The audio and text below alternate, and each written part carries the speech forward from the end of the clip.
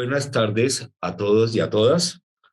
Le damos la más cordial bienvenida a este webinar organizado desde el Centro Interamericano de Estudios de Seguridad Social, el órgano de docencia, capacitación e investigación de la Conferencia Interamericana de Seguridad Social y que realiza en colaboración con la Comisión Americana de Organización y Sistemas Administrativos, uno de los órganos técnicos de apoyo e investigación de esta conferencia.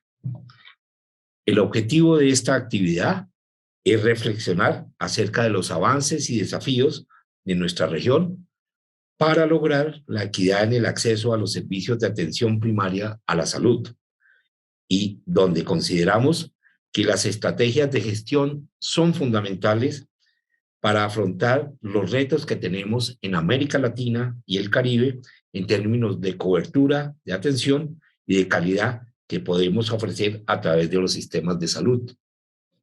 Me complace saludar a nuestras y nuestros distinguidos invitados. En primer término, al doctor Ricardo Pérez Cuevas, de la División de Protección Social y Salud del Banco Interamericano de Desarrollo.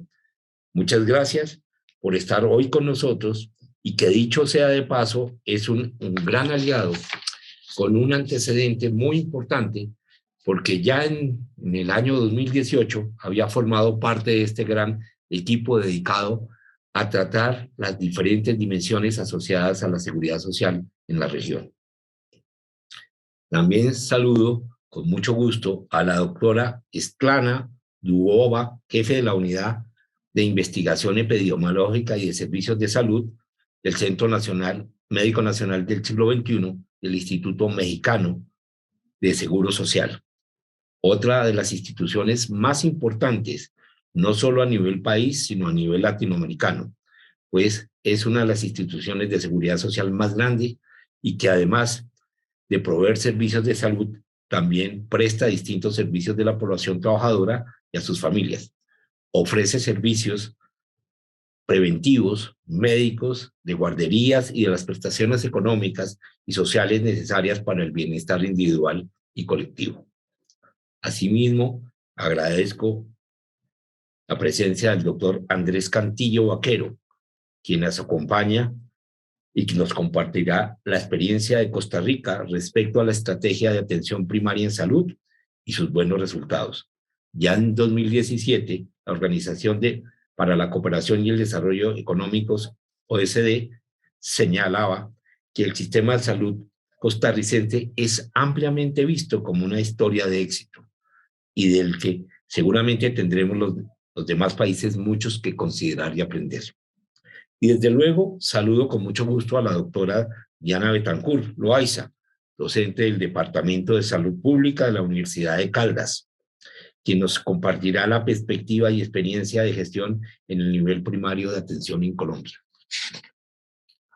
Pues bien, la prioridad que ha adquirido en la agenda internacional el tema de salud no es fortuita.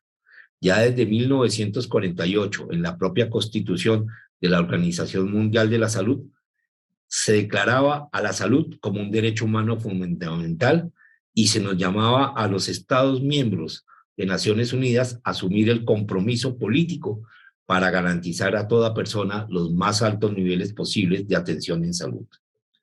En la resolución de 2012 se reconoce también la importancia que los sistemas nacionales de salud garanticen una cobertura universal, específicamente por medio de mecanismos en atención primaria, a fin de que todas y todos tengamos, pero en particular los sectores más pobres de la población, acceso a los servicios sanitarios.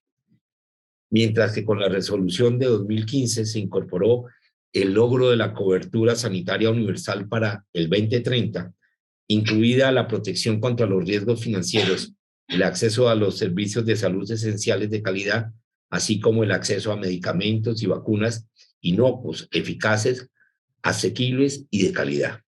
Y con la adopción en 2019 de la Declaración Política en la reunión de alto nivel sobre la cobertura sanitaria universal, los países reconocimos que la salud es, además de un requisito, un resultado e indicador trascendental del desarrollo sostenible y la implementación de la Agenda 2030. En este sentido, las instituciones de seguridad social y de la región tenemos una responsabilidad central para alcanzar estos objetivos y un deber muy importante para eliminar o reducir las barreras que limitan el acceso de las personas a un cuidado de su salud efectivo, oportuno y de calidad. Evidentemente, los problemas de cobertura, de inequidad en el acceso a servicios de salud oportunos y de calidad es un reto que se presenta en nuestros países, independientemente de su nivel de ingresos. Pero el objetivo que creo deberíamos de tener en la mira es tomar medidas para lograr que la mayor cantidad de personas y comunidades tengan acceso equitativo a los servicios integrales que necesitan a lo largo del curso de la vida, con calidad y sin dificultades financieras. El Objetivo de Desarrollo Sostenible, ¿sí? Número 3 de la Agenda 2030, establece que nuestros sistemas de salud pública deberían tener como meta favorecer la equidad en el acceso a los servicios médicos para garantizar la vida sana y promover el bienestar de todas a todas las edades. Por lo que en términos de cobertura, deberíamos centrar la atención y los esfuerzos en contrarrestar esas barreras económicas que impiden el acceso a la atención médica. Para lograr esto, la prestación de los servicios de salud se requiere muchas cosas, pero entre ellas, si no la más importante, es contar con personal sanitario y asistencial adecuado y competente, dotado de una combinación óptima de habilidades y conocimientos que provean atención médica de proximidad y calidad centrada en la persona, así como instancias decisorias que apuesten e inviertan en la cobertura sanitaria universal. A su vez, necesitamos una definición e implementación de políticas públicas y acciones con un enfoque multisectorial que aborde los determinantes sociales de la salud y fomente el compromiso de toda la sociedad para promover la salud. No cabe duda que estamos en tiempos que se vuelven cada vez más complejos, que cambian de un momento a otro, sea por múltiples factores, pero fundamentalmente por los patrones epidemiológicos y demográficos que experimenta la región, por lo que la reducción de las inequidades en salud representa un desafío preponderante. Por esta razón consideramos apremiante hablar e intercambiar ideas acerca de las estrategias en la gestión de la atención primaria a la salud, de revisar la evidencia y las experiencias de nuestros países miembros, porque cada uno ha realizado progresos significativos con los recursos que dispone y pueden contribuir a ese conocimiento general. No hay un solo camino para lograr la cobertura universal en salud. Es cierto, cada país ha encontrado el suyo en función de sus circunstancias, sus condiciones económicas, políticas y sociales, pero sí hay un punto de encuentro, un cruce de nuestros caminos que nos podría, como países, acortar la brecha de implementación. Sin más, reitero mi agradecimiento a los panelistas, así como a todas las personas que de manera virtual seguirán este evento. Muchas gracias por su participación. Concedo el uso de la palabra al coordinador de esta actividad, al maestro Carlos Iván García, para dar paso a las ponencias de este día. ¿Sí? Muchas gracias y un buen desarrollo del programa que tenemos previsto para el día de hoy. Muchas gracias a usted, doctor Emilio Carrasco González, director ejecutivo del Centro Interamericano de Estudios de Seguridad Social, por la presentación y por sus palabras de bienvenida a este webinar. Cabe destacar que esta actividad se circunscribe en uno de los 4 ejes estratégicos planteados en el programa de trabajo de investigación de la Comisión Americana de Organización y Sistemas Administrativos, CAOSA, para el periodo 2020-2022. A decir del interés de la Comisión para abordar el análisis de las diferentes experiencias de gestión financiera de capital humano, de atención a la salud y prestaciones económicas y sociales que se otorgan en los diferentes sistemas de seguridad social. Sin más preámbulo y para otorgarle el uso de la voz a nuestras y nuestros invitados, quienes nos ayudarán a entender el tema a la luz de sus ámbitos de expertise y tomando en cuenta que el doctor Emilio Carrasco ya hizo un contexto bastante acertado, pues me permitiré leer una breve semblanza de nuestro primer ponente, el doctor Ricardo Pérez Cuevas. El doctor Ricardo Pérez Cuevas es médico cirujano con especialidad en medicina familiar. Posee estudios de maestría en ciencias médicas por la Universidad Nacional Autónoma de México, una maestría en salud internacional de la Escuela de Salud Pública de la Universidad Johns Hopkins, así como un doctorado en salud pública del Instituto Nacional de Salud Pública de México y estudios postdoctorales en el Colegio Imperial de Londres, en Inglaterra. El doctor Pérez Cuevas se desempeñó como coordinador de políticas de salud en el Instituto Mexicano del Seguro Social y coordinador de asesores en la Subsecretaría de Prevención y Promoción de la Secretaría de Salud de México. Además, ha colaborado en estudios de investigación en sistemas de salud, salud pública y políticas de salud con investigadores de las universidades de Harvard, Berkeley, Miami, Montreal y la Organización Mundial de la Salud. Es miembro de la Academia Nacional de Medicina de México. El doctor Ricardo fue director del Centro de Investigación de Sistemas de Salud del Instituto Nacional de Salud Pública del mismo país. Actualmente es especialista senior en salud del Banco Interamericano de Desarrollo. Desde esta posición ha liderado proyectos dirigidos al financiamiento de políticas de salud, infraestructura médica y digital, así como programas de salud en las Bahamas, Jamaica, México y Nicaragua. Bien, pues muy bienvenido, doctor Ricardo Pérez Cuevas. El escenario es suyo. Adelante.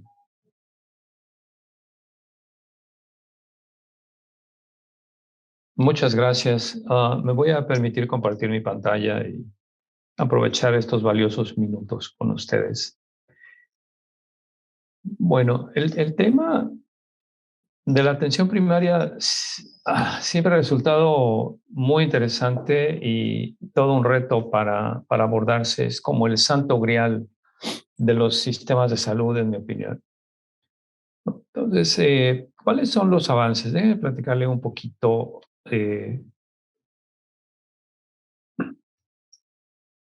¿Cuál es la situación? Bueno, yo pondría primero tres cosas que son fundamentales, ¿no? Primero es que en América Latina todos los países consideran a la salud como un derecho humano fundamental. Todos coincidimos en esto, ¿no? Si bien estos países utilizan diferentes formas de organización de sus sistemas de salud, de gobernanza y de provisión de servicios, es todo un mosaico. Y tenemos importantes desafíos en la región para prestar servicios de calidad y para lograr la equidad en salud. Es un tema importante. ¿Cuáles son los problemas que se enfrentan? Bueno, voy a platicarles de cuatro en particular. Primero, la fragmentación de la organización y prestación de servicios. Tenemos distintos arreglos organizacionales, distintas estructuras. Yo que trabajo en el Caribe en este momento, o en países que tienen 400,000 habitantes como Bahamas, tienen un sistema de salud fragmentado, ¿no? Segundo, los esquemas de financiamiento son diferentes. Tienen diferentes modelos. En realidad, los esquemas de financiamiento, el financiamiento en salud solamente puede venir de cuatro partes. Una primera es el espacio fiscal, es decir, lo que los gobiernos asignan. Una segunda que tiene relación con esto son el impuesto a la nómina para los servicios de seguridad social. En algunos países la seguridad social, como en México, por ejemplo, está vinculada a la atención médica. Un tercero es el gasto de bolsillo, que es muy importante en la región, desafortunadamente. Y un cuarto proviene de donantes. Algunos países, como por ejemplo Haití, buena proporción de su financiamiento proviene de donantes. Ahora, lo siguiente es, a pesar de que tenemos poco dinero, tenemos muchos problemas para coordinar, para monitorear y para mejorar la eficiencia de los sistemas y de los servicios. Es decir, no maximizamos el valor por dinero en la prestación de servicios de salud. Y por otro lado, la población de los distintos países está cubierta con distintos esquemas y son diferentes entre y al interior de los países. Y esto también genera inequidades en salud. Son, digamos, los problemas que pienso que son los más importantes. Aquí hay un ejemplo del financiamiento y de cobertura al mismo tiempo, ¿no? O sea, aquí, como ustedes pueden ver, la fuente principal de cobertura básica en salud se estratifica en dos de manera muy general. Una cobertura basada en lugar de residencia, que es fundamentalmente de fondo fiscal. Y ustedes pueden ver la cantidad de países que tienen este tipo de cobertura, como Argentina, Belice, Brasil, etcétera, Jamaica, que es donde estoy en este momento trabajando, Paraguay y Trinidad y Tobago. Pero la cobertura de salud contributiva tiene distintos arreglos. Por ejemplo, un pagador único como Costa Rica y Uruguay. Hay múltiples aseguradoras con afiliación automática en Bolivia, en República Dominicana, en México, en Panamá, en Perú. Y hay múltiples aseguradoras con posibilidad de elección del seguro, como en el caso de Argentina, para empleados formales, Chile, Colombia, Guatemala o Surinam.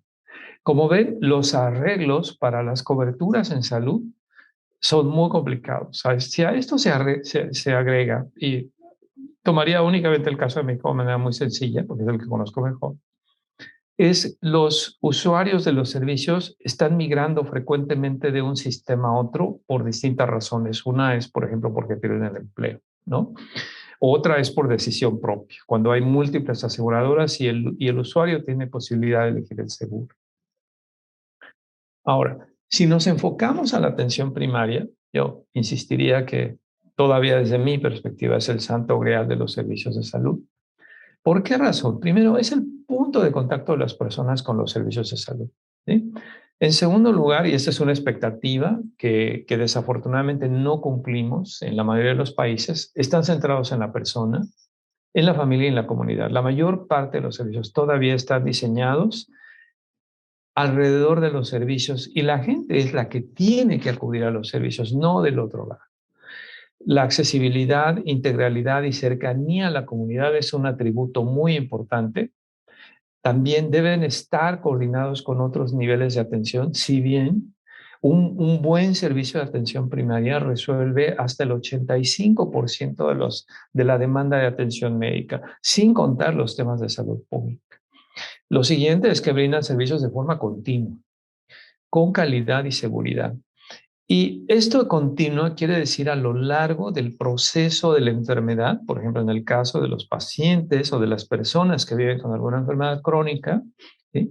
Y por otro lado, garantizan también que los servicios están con la máxima calidad posible y con la seguridad también, ¿no?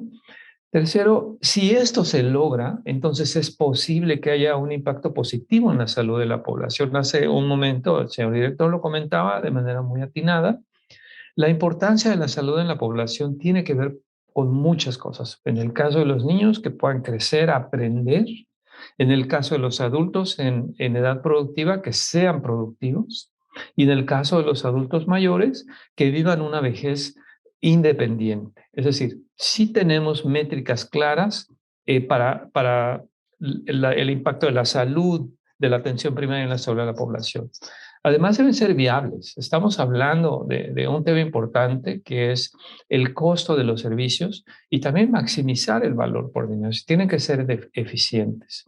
Además, reducen la demanda de servicios de urgencias de manera muy importante. Por ejemplo, un paciente que tiene diabetes o hipertensión, sobre todo diabetes, cuando no están bien atendidos, la probabilidad de que acudan a servicios de urgencia se incrementa en función de la descompensación, ¿no? En la medida que el paciente está compensado, se reduce la demanda de servicios de urgencia y también el riesgo de la hospitalización, lo cual representa un tema de mayor costo, ¿no? También hay una métrica de la atención primaria que es que evita hospitalizaciones. Hemos hecho análisis al interior del banco de cuál es la proporción de hospitalizaciones que se pueden evitar y en consecuencia esto reduce los costos de atención. Ahora, sí quiero aclarar, la reducción de los costos de atención en realidad Visualicen ustedes una larga fila que no termina. Y esta larga fila, cuando logramos ser más eficientes en los servicios, vamos a atender a más personas. Pero esto no va a terminar, es decir, los costos van a seguir subiendo. ¿Sí? Aquí hay un ejemplo de cobertura básica disponible para la mayor parte de los residentes de los países de América Latina. Aquí vale la pena destacar lo siguiente. La mayor parte de los países tienen una cobertura básica automática. ¿Sí? ¿Esto qué quiere decir? Que estos países, esa es la proporción de población que cubren, de su población que cubren. Por ejemplo, en Argentina es el 100%, en Belice es el 100%. ¿Sí? Hay otros países que al mismo tiempo combinan la cobertura con un seguro obligatorio, como es el caso de del seguro médico en Colombia, por ejemplo, ¿no? Y lo mismo pasa con una cobertura voluntaria, ¿sí? Y vale la pena destacar, por ejemplo, que en el caso de México, desafortunadamente tenemos un aseguramiento obligatorio que cubre casi al 46%, las cifras varían mucho en relación a la población, un 37% que se afilian de manera voluntaria, pero hay un 17% que no tienen seguro. En el caso del Panamá hay un 30% que no tienen seguro.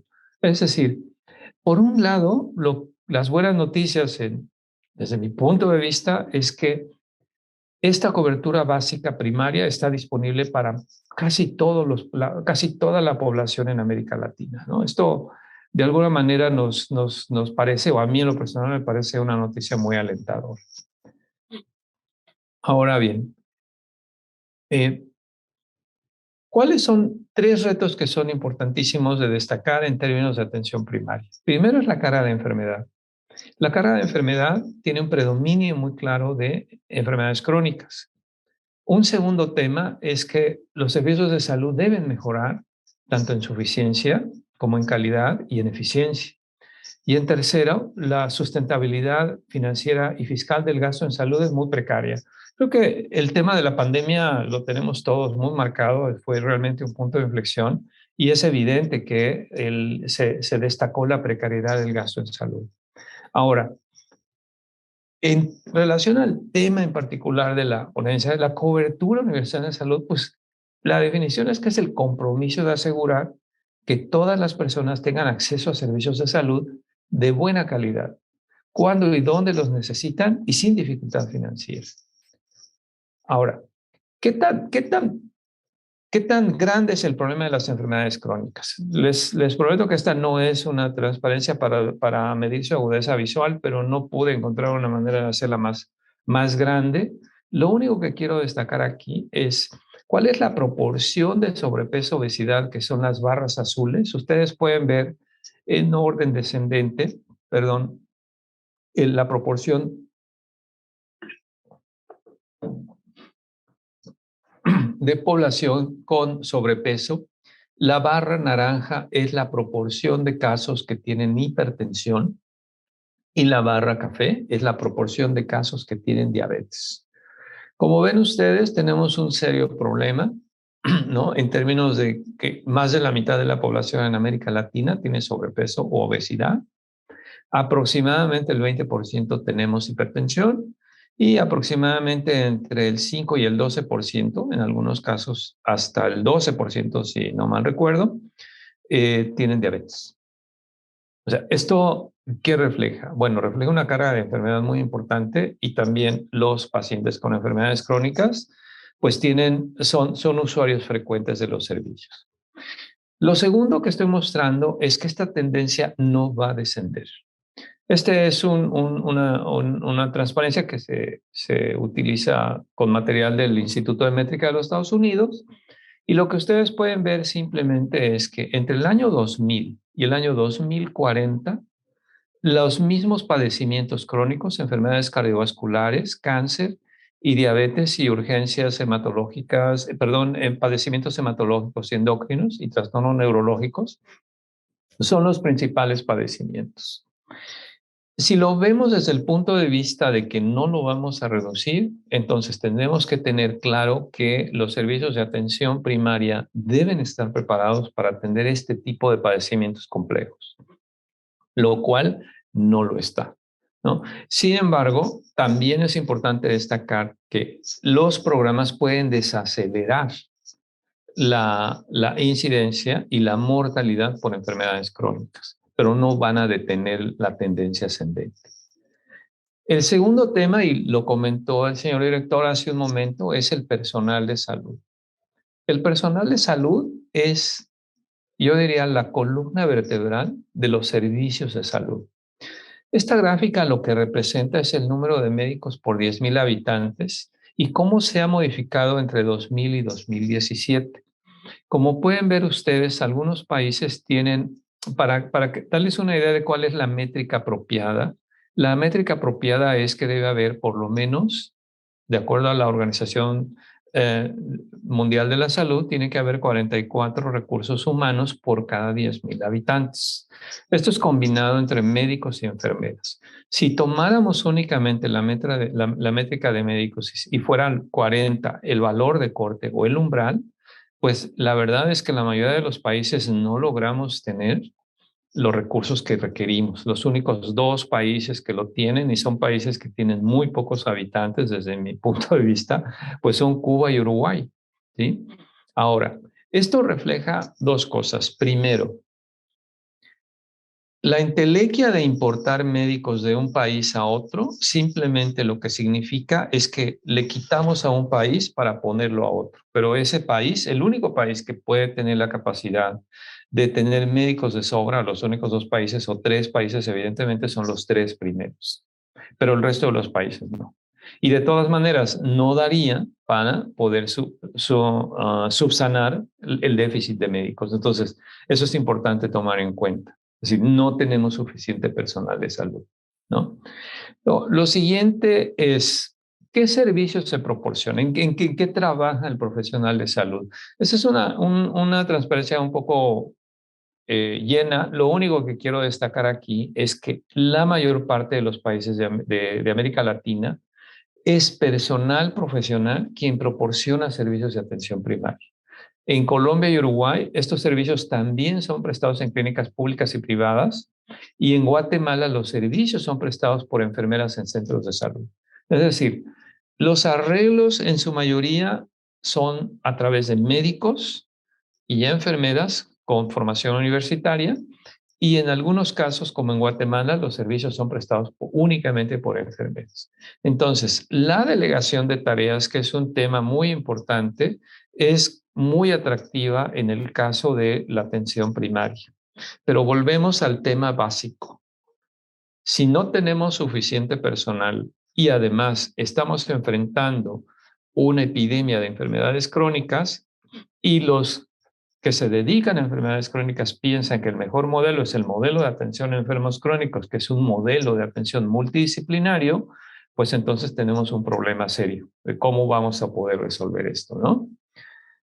Esa es, digamos, la segunda parte del slide, donde ven ustedes que la mayoría de los servicios están otorgados por profesionales. Ahora, ¿nos alcanza el dinero? No. La realidad es que no. Esta transparencia lo que refleja específicamente es el gasto en salud y cómo entre el año 2000 y el año 2018, en todos los países, el gasto en salud ha ido incrementándose progresivamente. Hay países como Chile, Argentina y Brasil que lo han incrementado sustancialmente, ¿sí? Si bien el gasto no es suficiente, lo que destaca evidentemente es que si uno lo ve en perspectiva con varios años de anticipación, es posible ver que el gasto en salud va incrementándose. Pero ahí viene el otro problema, y otra vez, insisto, no es una prueba de agudeza visual, simplemente lo que quiero destacar es que los esquemas de financiamiento varían mucho en América Latina y el Caribe. ¿Qué tan importante puede ser? Bueno, para no hacerles la vida tan miserable, vean, por ejemplo, Cuba tiene el 89% de su gasto con aporte fiscal, es espacio fiscal básicamente, y solamente el 11% con gasto de bolsillo. En cambio, Haití tiene una proporción muy importante de gasto de recurso externo, que es básicamente donantes, 44% de gasto de bolsillo y solamente 10% de aporte fiscal, ¿no? Entonces, como ven ustedes, el esquema de financiamiento de los países, y esto también es importante, los arreglos son muy diversos y eso también tiene un impacto en la disponibilidad de recursos, tanto físicos como humanos, para poder otorgar la atención. Ahora, hay una métrica que se llama de cobertura efectiva de cobertura universal en salud. Esta métrica la desarrolló también el Instituto de Métrica. Y me quedan 2 transparencias y con esto termino.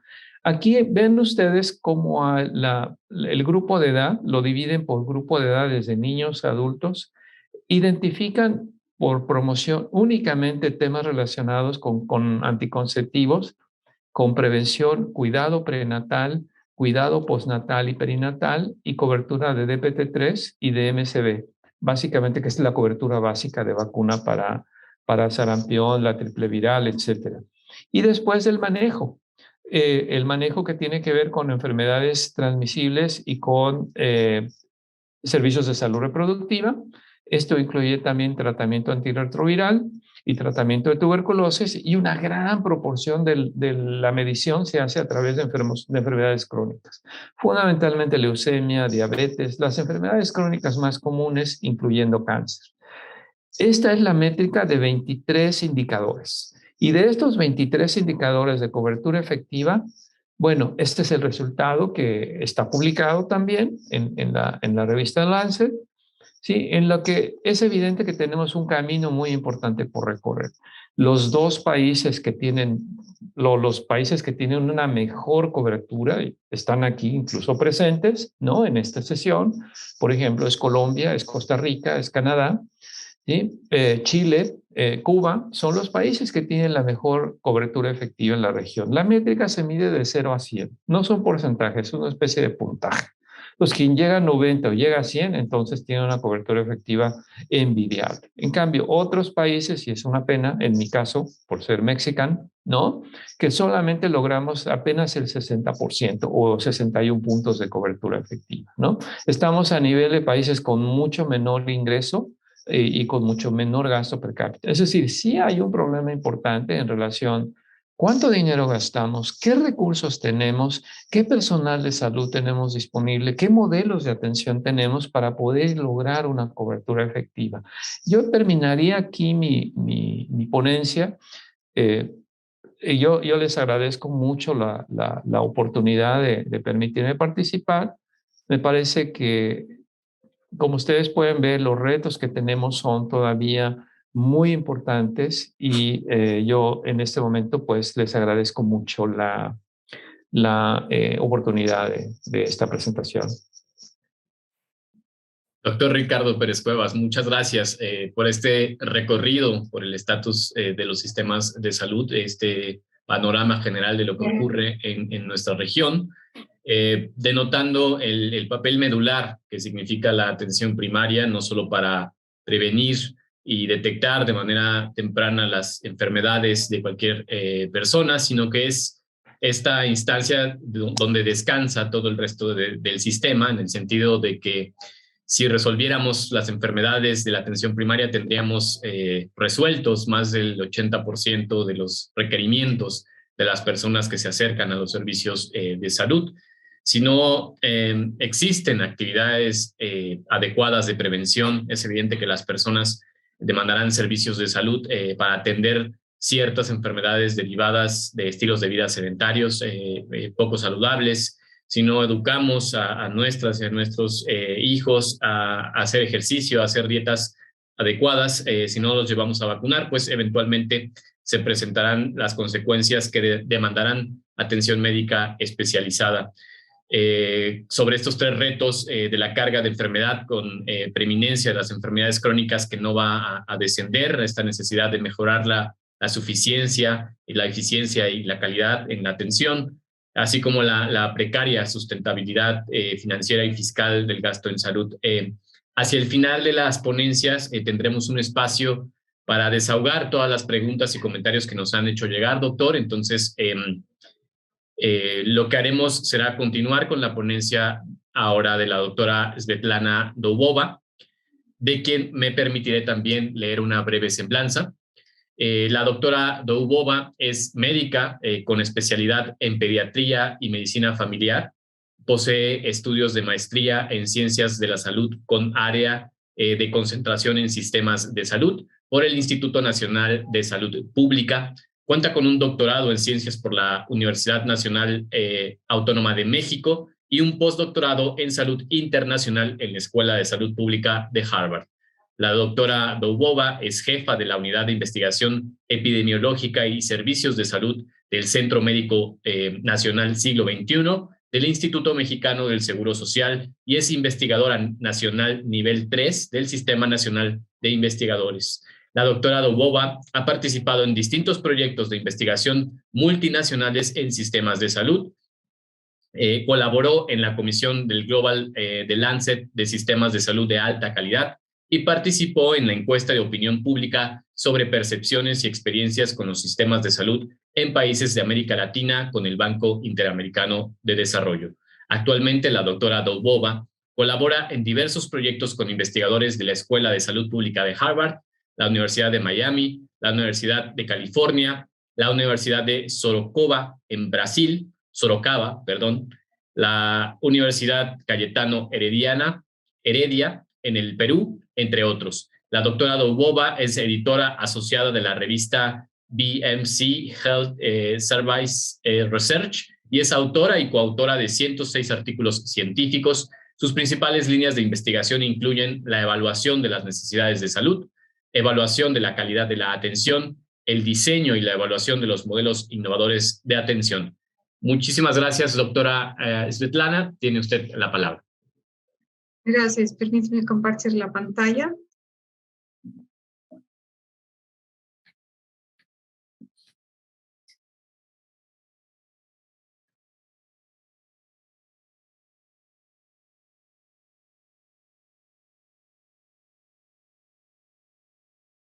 Entonces, para hablar sobre la experiencia de México en la gestión del primer nivel de atención, primero tenemos que señalar las características del sector salud de México, que es fragmentado y caracterizado por coexistencia de varias instituciones de salud que cubren diversos segmentos de la población en función de su situación laboral, operan a través de varios esquemas y fuentes de financiamiento y cada esquema tiene beneficios y reglas específicas para el acceso a los servicios.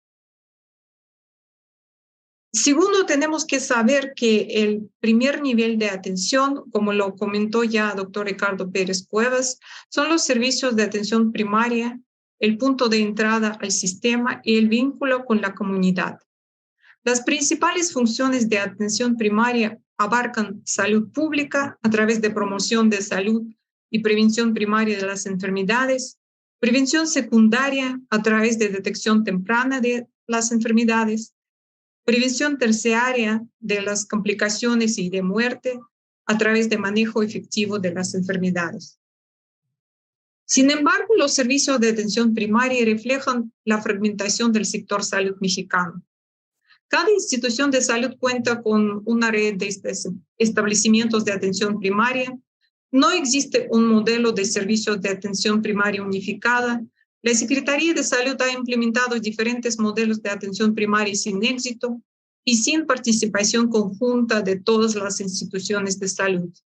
Existen brechas importantes en la disponibilidad de infraestructura y personal de salud competente de atención primaria. Al mismo tiempo, la población mexicana enfrenta crecientes factores de riesgo de enfermedades crónicas no transmisibles.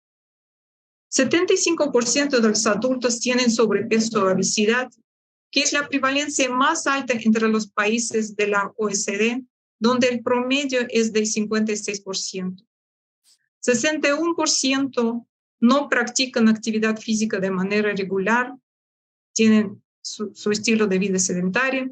La mitad de la población no comen frutas y verduras, 13% fuman y casi 20% beben alcohol en exceso.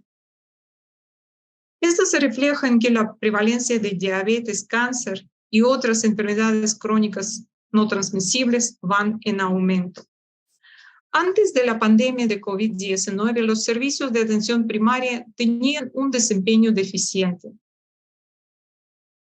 La inmunización infantil y anticoncepción cubrían solo el 70% de la población objetivo. Menos de 16% de los adultos habían tenido tamizaje de diabetes y hipertensión. Menos de 30% de las mujeres se habían realizado pruebas de detección de cáncer de cuello uterino y de mama. Y menos de 45% de la población recibió consejería sobre un estilo de vida saludable. Los servicios de atención primaria tuvieron una participación limitada en la prevención de la propagación de COVID-19. Las autoridades sanitarias se adhirieron a un modelo de vigilancia centinela basado en muestras para monitorear los casos de COVID-19. También implementaron sistema de semáforo epidemiológico para comunicar la gravedad de la pandemia de COVID-19 e implementar políticas públicas de contención. Sin embargo, se difundieron mensajes contradictorios para usar las cubrebocas y medidas débiles para la cuarentena de casos y contactos para controlar la transmisión. Los servicios de atención primaria participaron de manera limitada en la prevención de la propagación de COVID-19 mediante triaje respiratorio de COVID-19 en establecimientos de atención primaria. La Secretaría de Salud también implementó estrategias de detección y atención a COVID-19 para comunidades remotas, utilizando el marco de atención primaria. Sin embargo, la vacunación contra la COVID-19 estuvo a cargo del gobierno y no de la Secretaría de Salud. Los servicios de atención primaria no participaron directamente en estas actividades. Se redujeron los servicios esenciales de promoción de la salud y inmunización. Por ejemplo, en el IMSS de abril a diciembre 2020, en comparación con año previo a la pandemia, servicios de anticoncepción bajaron 54% y vacunación infantil bajó 36%. Los servicios de atención primaria participaron en prevención secundaria de la COVID-19 a través de los módulos de cuidados respiratorios para detección de casos de COVID-19 y tamizaje pasivo de COVID-19. Sin embargo, los servicios de atención primaria redujeron la detección temprana de enfermedades relacionadas con el COVID-19. Por ejemplo, en el IMSS, del periodo que le estaba comentando de abril a diciembre 2020, en comparación con 2019, la detección de cáncer de mama mediante mamografía bajó 79%, detección de cáncer de cuello uterino bajó 68% y atención prenatal bajó 27%. El personal de la atención primaria participó en identificación y manejo de casos de COVID-19. Por ejemplo, en el IMSS se instalaron módulos de atención respiratoria MARS, donde los equipos de atención primaria realizaban atención separada de pacientes con sospecha de COVID-19, manejo de casos leves de COVID-19, vigilancia de salud de las personas aisladas en casa, referencia de los pacientes graves de las clínicas de atención primaria a los hospitales. También se realizó la implementación acelerada de servicios de telesalud, como consultas médicas, triajes, monitorización y seguimiento de pacientes con COVID-19 y información al público. También se implementó teleeducación de profesionales de salud. Los servicios de atención primaria no mantuvieron la atención de servicios esenciales durante la pandemia. Una alta proporción de consultas esenciales de atención primaria fueron canceladas o pospuestas. Se implementaron recetas resortibles para reducir visitas de los pacientes con enfermedades crónicas no transmisibles. En el IMSS, las consultas de pacientes con diabetes e hipertensión bajaron 32% en ambos y visitas de niños enfermos bajaron 66%.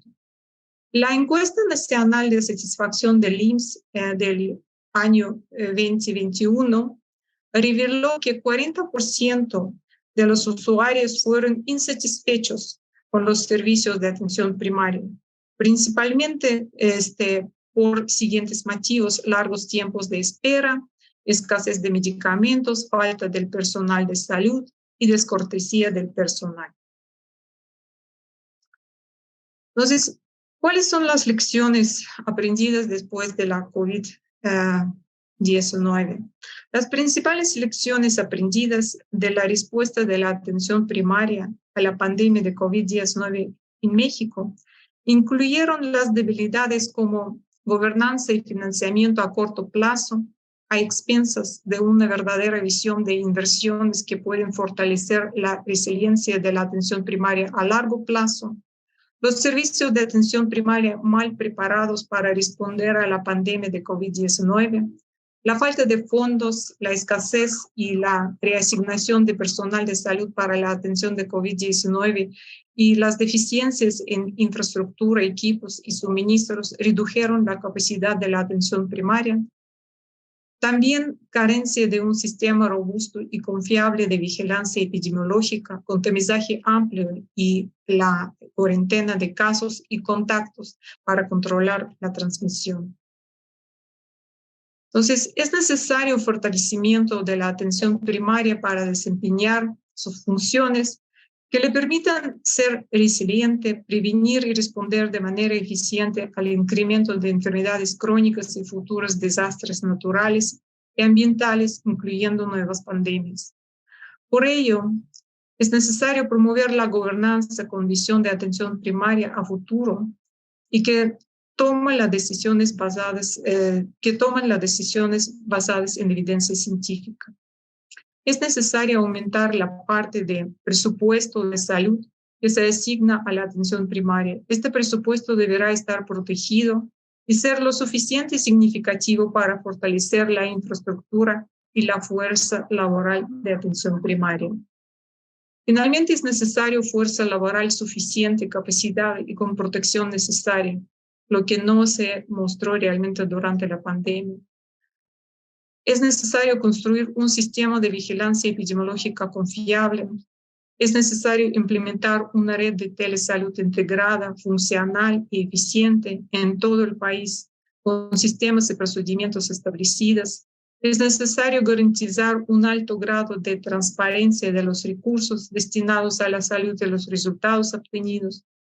Y es necesario promover la participación de la población en aspectos de salud pública.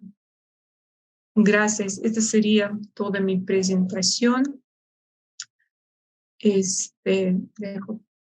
Sí, muchísimas gracias. Agradecemos a la doctora Svetlana Dubova por ponernos en perspectiva acerca del estado del sistema de salud en México, de esta caracterización de la población mexicana que sin duda es determinante en los desafíos que enfrenta el sistema de atención primaria en el país. El rol de este primer contacto con las y los ciudadanos en el marco de la pandemia por COVID-19, cómo participaron a través de los módulos de cuidados respiratorios para la detección de casos por SARS-CoV-2 y por supuesto por señalar estas lecciones aprendidas post-pandemia que implican revisar la gobernanza y financiamiento a mediano y largo plazo, mitigar esta tendencia cortoplacista, la necesidad de tomar decisiones basadas en evidencia, por supuesto en la cooperación internacional. Ese es uno de los objetivos de esta actividad, generar los espacios y el intercambio de ideas, porque cada país ha transitado por caminos distintos, ya lo comentaba el doctor Carrasco en su intervención inicial, pero sin duda es necesario este tipo de actividades para generar este intercambio para lograr revisar las posibles intersecciones y que evidentemente los países, el resto de los países podamos aprender de estas lecciones aprendidas de México y del resto de los países de nuestra región. De la misma manera, ya nos han comentado en el chat de Zoom algunas cuestiones que dejaremos para la etapa de preguntas y respuestas a las y los expertos. Y bien, lo que haremos será pasar a la ponencia del doctor André Castillo Barquero, de quien también me permitiré mencionar su semblanza curricular. El doctor André Castillo Barquero es licenciado en Medicina y Cirugía por la Universidad Hispanoamericana, posee estudios de maestría en Cuidados Paliativos por la Universidad Santa Paula, una maestría en Administración de Servicios de Salud Sostenibles con énfasis en Gerencia por la Universidad Estatal a Distancia y una maestría de Salud Pública con énfasis en Epidemiología por la Universidad Santa Lucía. Tiene un diplomado en Gerencia de Hospitales e Instituciones Públicas del Instituto Centroamericano de Administración de Empresas y actualmente se encuentra cursando el doctorado en Administración Pública y Ciencias Empresariales en el Instituto Centroamericano de Administración Pública. En su experiencia laboral, ha formado parte del programa de asistencia integral de salud, ha sido docente universitario en la Universidad Hispanoamericana y en la Universidad Internacional de las Américas. Ha laborado en el Hospital CIMA San José de Costa Rica, en la Clínica Dr. Solon Núñez Frutos de la Caja Costarricense de Seguro Social y en el Hospital Dr. Rafael Ángel Calderón, guardia de la Caja Costarricense de Seguro Social. Fue asistente en la Dirección General, jefe de consulta externa y gestor de sala de operaciones en el Hospital México. Fue médico evaluador de hospitales en la Dirección de Compras de Servicios de Salud y director general del Hospital Golfito Manuel Mora Valverde. Actualmente, el doctor André Castillo Barquero se desempeña como jefe de consulta externa del Hospital México de la Caja Costarricense de Seguro Social. Muchísimas gracias, doctor Castillo, por estar con nosotros y adelante con su ponencia. Gracias. ¿Sí me escuchan? Correcto, doctor. Sí, correcto. Gracias. Les decía que gracias por sus palabras, maestro, y buenas tardes al doctor Carrasco, director ejecutivo del CIES, y a los ponentes que nos acompañan en esta tarde. Sin duda alguna, agradecer a todos los que nos observan en este momento. Bueno, creo que, como ya dijo el maestro, mi nombre es André Castillo, yo trabajo en la Caja Costarricense de Seguro Social, en el Hospital México de la Caja. El día de hoy les traigo la experiencia de Costa Rica en la gestión del primer nivel de atención. Bueno, como generalidad de Costa Rica, tengo que decirles que Costa Rica es una república centroamericana con casi 52 kilómetros cuadrados de territorio. Tenemos una población de casi 5 millones de habitantes. Es una república presidencialista unitaria compuesta por 7 provincias, 84 cantones y 488 distritos. Que al lado izquierdo, lo que quiero es que vean Costa Rica, pues tiene al norte a Nicaragua y al sur a Panamá. Tenemos costas también que rodeadas por el Pacífico, al oeste y al este tenemos al mar Caribe o al Atlántico. Entonces quiero que vean esta imagen bien, porque más adelante, para que ustedes se ubiquen espacialmente y así explicarles un poco de lo que es el primer nivel en Costa Rica. En Costa Rica tenemos un sector salud que está conformado por varias instituciones. La primera es el Ministerio de Salud, que es el ente rector de todo este sector salud. Tenemos a la Caja Costarricense del Seguro Social, AIA, quienes son los encargados de los acueductos y alcantarillados. Del Ministerio de Agricultura y Ganadería. Tenemos al ICODER, que el ICODER es el Instituto Costarricense del Deporte y la INCIENSA es el Instituto Costarricense de Investigación y Enseñanza en Nutrición y Salud. Los CENSINAE, que son los centros de educación, nutrición y de centros infantiles de atención integral. Bueno, como les decía, eh, nos vamos a concentrar hoy a conversar sobre la Caja Costarricense del Seguro Social. Fue creada en 1 de noviembre de 1941.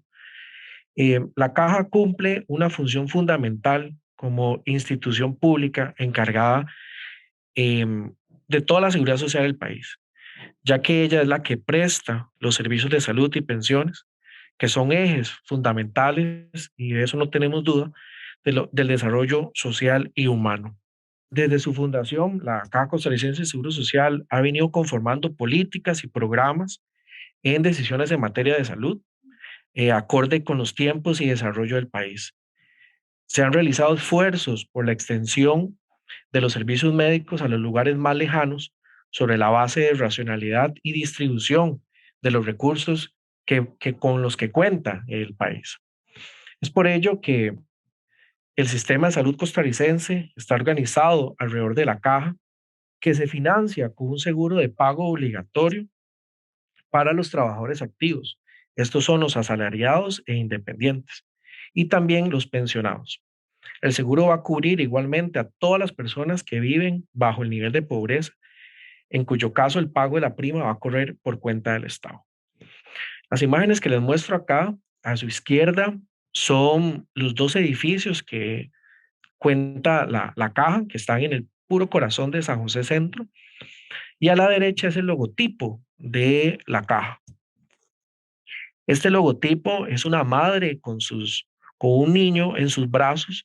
Eso habla de la protección y el cuidado que le da la madre a los hijos sobre una base sólida y contundente que protege a este niño. La Caja se divide administrativamente en direcciones regionales de servicios de salud, las cuales se subdividen en áreas de salud y estas prestan sus servicios de salud a través de los EBAIS. Como vemos en el 2017, hasta el marzo del 2017, la Caja estaba distribuida en estas redes de servicios de salud, la noreste, la este y la sur. Pero a partir de abril del 2022, perdón, del 2019 y a la fecha, hoy 2022, está dividida en redes integradas de prestación de servicios de salud. Y son esas 7. No sé si se acuerdan, yo les dije que el país contaba con 7 provincias, pero las provincias no son las mismas de estas redes integradas que presta la Caja. Entonces, tenemos la Chorotega, la Pacífico Central y la Brunca, que es como si fuera la costa pacífica. Tenemos la Huetar Norte, que es la que colinda con Nicaragua, las partes centrales, que es la Central Norte y la Central Sur, y la Huertar Atlántica, que colinda con el Mar Caribe. Entonces, aquí como pueden ver ustedes, la organización de los servicios de salud de la Caja, vamos a tener 3 hospitales nacionales generales, vamos a tener 6 hospitales nacionales especializados, 8 regionales, 12 periféricos, 6 centros unidades especializados, 105 áreas de salud, 527 sedes de EBAIS y 636 puestos de visita periódica, y vamos a conformar, o tenemos conformados 1083 EBAIS. Entonces, como ya los compañeros habían dicho, tenemos el centro, ¿verdad? Que es la comunidad, la familia, el individuo, que busca una atención. Entonces, en Costa Rica esa complejidad es menor. Tenemos un segundo nivel donde está conformado por hospitales periféricos y hospitales regionales, y el tercer nivel son los hospitales nacionales generales. Entonces, este es el nivel más complejo y siempre va a haber un abordaje interniveles entre los pacientes. Pero bueno, es aquí donde vamos a llegar a lo que es la gestión del primer nivel de atención que se da aquí en Costa Rica, donde, como ya se mencionó, está conformada por áreas de salud, que son 105 áreas de salud en todo el territorio nacional. Estas están conformadas por los EBAIS que son las unidades de recurso humano de primera línea de la prestación de servicios de salud, a los cuales el personal de los EBAIS acuden a dar consulta periódicamente. Y también se cuentan con 636 puestos de visita periódica, que estos son puestos que que la caja no tiene el sitio donde dar la consulta, entonces por eso son periódicos. Más adelante vamos a hablar un poco más de ellos. Entonces, el primer nivel de atención va a tener estos grupos de humanos, grupos de trabajadores, que es el OCEBAES, que es ese equipo básico de atención integral en salud, donde el equipo básico está conformado principalmente por un médico general, por un auxiliar de enfermería, por una TAP, que es un asistente técnico de atención primaria, un asistente de redes y un técnico de farmacia. En algunos de estos centros pueden tener equipos de apoyo, que puede ser una enfermera, puede ser alguien de farmacia o un farmacéutico, puede ser un médico de medicina familiar y comunitaria. Podemos contar con nutricionista, un psicólogo, odontólogo, trabajo social y laboratorio clínico. Pero de nuevo, estos son equipos de apoyo, no son servicios que se brindan en el 100% de de los centros de atención del primer nivel. En esta imagen, lo que podemos observar es la distribución de las áreas de salud y de los EBAIS en las distintas redes integradas de servicios de salud, donde la parte central del país está casi el 50% de todas ellas, donde evidencia las brechas existentes entre el centro del país y las zonas un poco marginales y de las costas. Entonces, al lado izquierdo están las áreas de salud y al lado derecho están estos EBAIS. Esto al corte del 30 de junio del presente año. Si nosotros hacemos un análisis histórico del 2005 al 2022, por semestre se conformaron en promedio 6 EBAIS nuevos, pero se activó un EBAIS en este periodo. Se cuenta con 69 áreas de salud conformadas por al menos un EBAIS, y en este periodo se tuvo un crecimiento efectivo de 186 EBAIS. En esta gráfica, tomada de la gerencia médica de la Caja Costarricense del Seguro Social, se puede observar cómo ha sido el comportamiento del crecimiento por año del 2005 al 2022. Entonces, si vemos, ha sido un crecimiento constante. La meta es llegar alrededor de 4,000 a 5,000 habitantes por cada device en todo el país, pero claramente con las imágenes que les mostré hay una brecha importante todavía en el país, todo está más concentrado a nivel central, entonces, pero bueno, se ha tratado de ir creciendo poco a poco. En esta imagen que les traigo, mi intención es que observen que el total de las edificaciones del primer nivel de atención con las que cuenta la caja, o sea, con las que cuenta el Estado, mucho menos de la mitad pertenecen a ella. O sea, la mayoría son prestadas, tienen, son propiedad de terceros o alquilados. Esto, sin duda alguna, puede influir en la calidad de la atención que se brinda a todos los asegurados.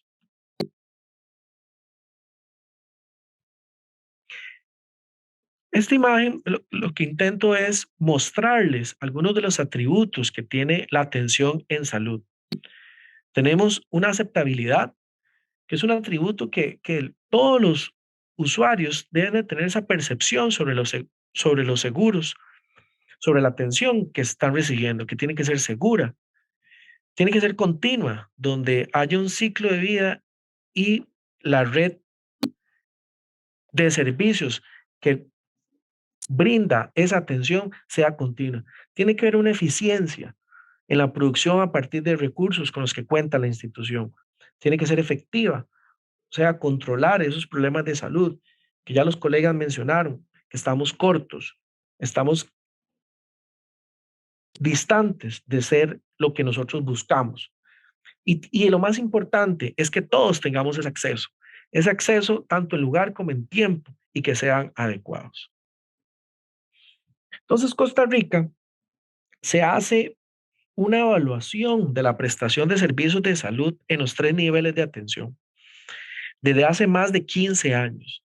Esta evaluación la inicia la gerencia médica con una entidad que se llama la Dirección de Compras de Servicios de Salud, donde la idea era estandarizar la atención de ciertos grupos etarios, donde en el primer nivel de atención la intención es que cuando un paciente llegara a recibir esa atención médica, se le captara en ciertos programas y de manera integral se le brindara la consulta médica. Entonces, la dirección de compras tenía objetivos o tiene al día de hoy objetivos de la evaluación de la prestación de servicios de salud, donde uno es valorar el cumplimiento de los principales objetivos institucionales en relación a la prestación de servicios de salud. Otro objetivo es la dotación a la institución de información estratégica para esa toma de decisiones en todos los niveles de gestión, contribuir en el proceso permanente de rendición de cuentas y promover el mejoramiento continuo de los servicios. Entonces, estos objetivos de la dirección de compra lleva a que en cada grupo poblacional se den esas captaciones o se den esas atenciones que se van a ir evaluando año a año esta dirección de compras. Entonces, si nos focamos o si vemos más bien en lo que es niños y niñas, lo que se busca es detectar y el manejo adecuado de la anemia en niños menores de 6 a menos de 24 meses. También en este grupo etario lo que se busca es una detección oportuna en la dislipidemia en niños de 9 a 11 años. En el grupo poblacional de menores de 1 año, adolescentes, mujeres en periodo posparto y embarazadas, lo que se busca es una detección temprana de enfermedades de tipo metabólico, genético y del sistema endocrino en los recién nacidos. Esto se hace vía tamizaje. Tenemos también la cobertura y captación de menores de 1 año, mujeres en periodos posparto y embarazadas. También se da la detección oportuna de enfermedades que inciden en la mortalidad materno-infantil. En los adultos y en adultos mayores se da la cobertura y control de la atención de las personas con hipertensión arterial y diabetes mellitus tipo 2. También se da la detección de la enfermedad renal crónica. Los cánceres, que se trata de hacer una detección temprana, es en el cérvico uterino, en mama y en pulmón. Entonces, si hacemos un análisis de la situación de los servicios de salud en Costa Rica, se puede decir que no hay una estandarización en la oferta de servicios del nivel de atención. Como ya le dijimos, hay una inequidad en esa atención que se da a los pacientes. Hay una importante variabilidad de los recursos disponibles, tanto en la parte humana, en infraestructura, en equipamiento y en servicios. Seguimos con las jornadas y horarios de atención tradicionales en el primer nivel de salud. Eso hace que la atención no se dé 24/7 y obviamente esto recarga a los hospitales o al segundo y al tercer nivel. Tenemos un sistema de información único en salud institucionalizado que presenta ciertas limitaciones. Estas limitaciones se dan y ya lo vivimos en pandemia y el hackeo que tuvimos recientemente, la ACA, es que la información, si no hay internet o la información se roba o pueden hackear el sistema. Entonces está debilitado y pues es parte de los retos que tenemos. Hay un aumento desmedido en las referencias a la atención especializada del segundo y el tercer nivel. Tenemos que hacer innovaciones en la prestación de servicios que respondan a intereses propios de los profesionales y no al interés institucional en respuesta a las necesidades de la población. Entonces, Ya para ir cerrando mi participación, el primer nivel en Costa Rica presenta retos. Y uno de los retos es hacer una cuantificación, una ubicación y definición de esas brechas de cada red de servicios de salud. Claramente, esto va a incluir esos estudios económicos que son determinantes en nuestra región y por supuesto que Costa Rica no se queda atrás. Tenemos que hacer una mejor planificación de los recursos con los que cuenta la institución. Tenemos que dotar, y ya lo vimos, en una mejor, menos del 40% es de la institución. Tenemos que fortalecer la instancia técnica institucional responsable en la implementación, monitoreo y seguimiento de la evaluación del proceso. Y sin duda alguna tenemos que tener un fortalecimiento en los procesos de formación y capacitación del personal, y así como la investigación y la docencia que se han venido perdiendo. Este es el EDUS, es el expediente digital único que cuenta la caja, tenemos que fortalecerlo. Recientemente, como les decía, tuvimos un hackeo. Este hackeo vio las debilidades que tiene este sistema y tenemos que mejorarlo para prestar una mejor atención a todos los usuarios de la caja. Pero el reto principal, y yo creo que ya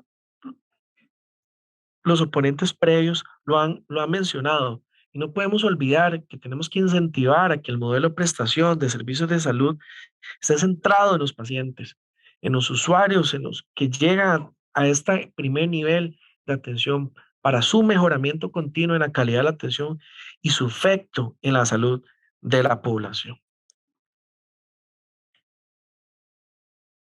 Muchísimas gracias a todos. Estimado doctor André Castillo Barquero, gracias por compartirnos esta experiencia de Costa Rica respecto a la estrategia de gestión, de gestión de atención primaria y sus buenos resultados. Ya lo decía el doctor Carrasco, es uno de los modelos vistos ampliamente como una historia de éxito y del que seguramente tendremos los demás países mucho que aprender.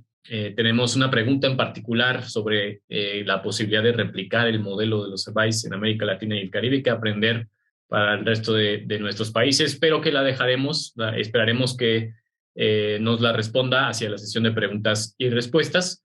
Lo que haremos ahora será invitar a la doctora Diana Betancourt Loaiza a platicarnos sobre la experiencia de Colombia con respecto a la gestión del primer nivel de atención, de quien también me permitiré leer una breve semblanza.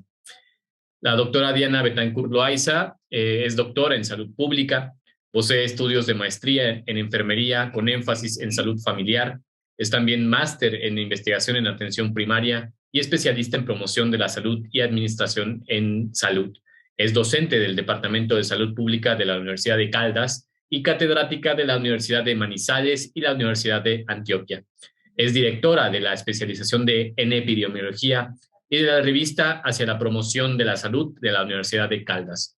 Es coordinadora del programa de acción colectiva, movimientos sociales y cambio sociocultural. Es también autora de libros, capítulos de libro y artículos científicos en revistas nacionales e internacionales relacionadas con la promoción de la salud, la crianza, atención primaria en salud, educación para la salud y salud familiar. Y forma parte también de grupos de investigación relacionados con la promoción de la salud y prevención de enfermedades, el cuidado de la salud, la vida humana, así como salud y sociedad. Adelante, doctora Loaiza, el micrófono es suyo. Bueno, buenas tardes para todos. Primero, muchas gracias por la invitación, por tenerme en cuenta desde lo que pueda aportarle a todos y que ustedes también me pueden aportar a mí a través de escuchar las interesantes ponencias que hemos tenido el día de hoy. Quiero saber si están escuchando y si están viendo mi pantalla. Correcto, doctora. Estamos viendo su presentación. Bueno, he escuchado a mis compañeros y entiendo todo el tema tan importante de la gobernanza y el sistema de salud para los países. Creo que el sistema de salud pues, es un eje importante para que la atención primaria funcione, pero evidentemente, particularmente en nuestro país, hemos tenido muchos errores, en tanto nos hemos centrado en un proceso mórbido. Lo llamaba Edmundo Granda en la enfermología pública.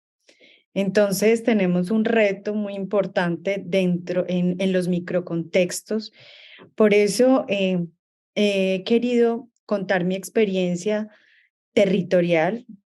Son experiencias de abajo arriba, políticas públicas de abajo arriba. Y pues esta es una de lo que quiero contarles. Esta experiencia es una de las experiencias en Colombia en la gestión de primer nivel de atención, dado pues que en Colombia tenemos muchísimas más experiencias. Quiero empezar por este artículo. Lo escribí hace ya en el último año, los últimos 2 años, con el doctor Carlos Calderón. Los invito a que lo puedan compartir pues con sus equipos de trabajo. Se llama Atención Primaria de Salud, una mirada global para orientarnos en lo global. Entonces, antes de llegar a esa experiencia local, nosotros hicimos un proceso de reflexión que surgió de un simposio que hicimos acá en Colombia y que ya vamos en la 5ª versión del simposio, que es denominado Atención Primaria Social. ¿Por qué social? Una pelea lingüística que hemos querido hacer con experiencia que ha salido de Caldas, que incluso ha sido un modelo retomado por la Organización Panamericana de la Salud como experiencia exitosa. Es decir, esta pelea lingüística lo que quiere hacer es que no recaiga la responsabilidad sobre los equipos de salud solamente, sino que la atención primaria de entrada va a ser una responsabilidad de todas las disciplinas y todos los sectores.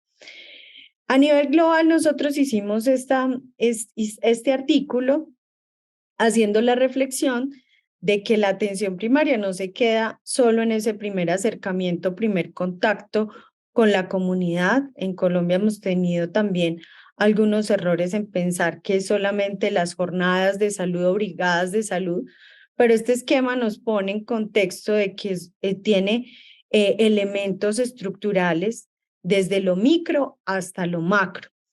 Navegar a través de mares complejos y cambiantes en función de vientos en gran medida ajenos a la propia PS no es una tarea fácil y por tanto de poco sirven rutas o instrumentos de navegación lineales, homogéneos y rígidos. Esto exige contar con cartas de navegación flexibles, fundamentadas y contextualizadas que ayuden a identificar y sortear los peligros, así como con tripulaciones dispuestas a asumir el trabajo y la responsabilidad de navegar y de revisar con honestidad y rigor los aciertos y desaciertos del recorrido de la APS. Como podemos ver en la gráfica, nosotros centramos esta carta de navegación en 3 ejes centrales, que es la política económica y social. Tiene que ver con todo el tema de la financiación, que no sea solamente de los recursos que tienen que ver con un sistema de salud, sobre todo el nuestro, que está centrado en el individuo y no en lo colectivo. Hay algunos elementos colectivos, pero que terminan siendo estrategias tradicionales que realmente no trascienden. Hablamos de una política sanitaria que es muy importante. La participación social, hablo del contexto más local, Caldas, tenemos muchos problemas con la participación social, entendiéndola que no solamente son los líderes comunitarios, sino las comunidades, ¿cierto? Y nosotros también, como integrantes de una sociedad, también hacemos parte de esa sociedad y tenemos que participar, porque siempre pensando en que de arriba abajo se van a solucionar las cosas. El reconocimiento y representación de la APS, creo que eso es indiscutible.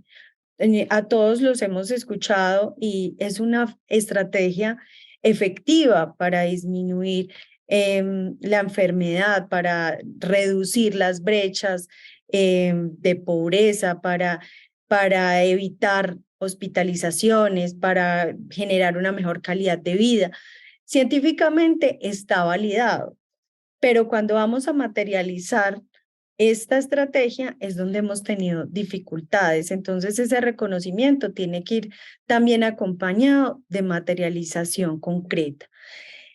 El tema de la universidad, docencia e investigación, en tanto en los currículos no se ha evidenciado la atención primaria como eje fundamental y sea transversalizado, es muy difícil que los profesionales al salir puedan aportar con sus ideas, con sus proyectos, con sus planes, cuando no comprendemos bien qué es esta estrategia y qué podemos hablar de una salud pública alternativa, que es desde el abordaje de lo crítico y que no nos vamos a centrar solamente en el tema de enfermedad y de un tema individualista.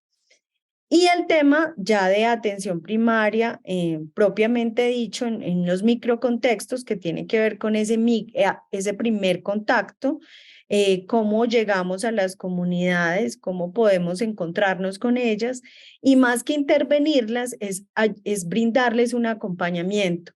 Y más que intervenirlas, es poder tener dinamizadores que les puedan ayudar a encontrar las salidas a sus problemáticas de salud o a conservar lo que realmente están haciendo bien por su calidad de vida. La integralidad y orientación a la persona, a la familia y al médico, al medio, esto tiene que ver con un tema también de determinantes sociales, con un tema contextual, un tema situado, que si no tenemos en cuenta ese medio, difícilmente podremos resolver situaciones por el tema del gradiente social. Continuidad y longitudinalidad y coordinación y trabajo en equipo. Hay algunos elementos que no puedo pues entrar a detallar, pero que pueden encontrar en el artículo. Muy bien. Esta brújula también la pueden encontrar, visualmente es muy potente porque acá tenemos en cuenta las personas y las personas no podemos verlas de un modo homogéneo, pues porque tienen diferentes edades, están en un curso de vida distinto, los géneros, las culturas, las familias, las comunidades, las clases sociales y sus recorridos biográficos. Por tanto, todo lo que queramos homogenizar, pues finalmente vamos a fracasar en nuestro intento. Los referentes científicos, siempre pensamos que por ser atención primaria es una estrategia muchas veces subvalorada, incluso desde la formación de los estudiantes, pero realmente la atención primaria tiene unos referentes científicos importantes y lo que tenemos que hacer para lograr precisamente esos cambios es tener unos referentes teóricos potentes que nos puedan llevar a comprender por qué las comunidades se comportan de una manera, qué hacen, qué piensan y nosotros cómo podemos comprender esas dinámicas. Por eso el hecho de trabajar la complejidad y el pensamiento crítico. Los valores, la coherencia ética, la profesionalidad y el estudio, la abogacía y el compromiso, y tener en cuenta esos contextos que son sanitarios, socioeconómicos y también políticos. Esto plantea de algún modo una reorientación de la acción de salud pública en el actuar. Tenemos que tener en cuenta esa determinación social, no ver la salud y enfermedad como dos límites que solo puedes estar en uno de los dos, sino como un continuum, como algo procesual que se puede trabajar en conjunto y donde tenemos que comprender las comunidades que entienden por esos conceptos y además cómo se sienten de forma dentro de sus percepciones. El territorio creo que es algo de lo que hemos venido trabajando, territorio y salud pública. Si nosotros no comprendemos ese territorio donde viven las personas, pues también vamos a entrar en un proceso erróneo, porque las personas tienen unos significados,